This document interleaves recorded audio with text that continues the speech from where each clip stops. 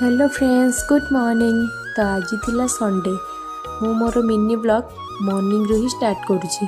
तो काली late night रे खुड़ी आ दीदी आ पुआ से माने आसिकी घरे पहुँचथिले भुवनेश्वर।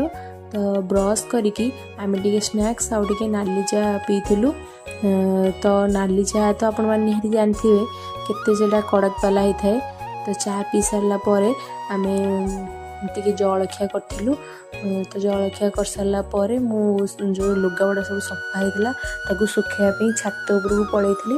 लुगापड़ा सब सुखासुखी कर सारिकी टिके खरारे टिके समय रही टिके शीत लगुला ना टिके समय रही तापर तलू पलि आसली। लंच रे आज थिला भात बैगन पोड़ार गोटे चटनी आ चिकेन शाग आ डाली। तो मु मोर लंच सारी देली। आज ब्लॉग को रखुची। Tata bye bye.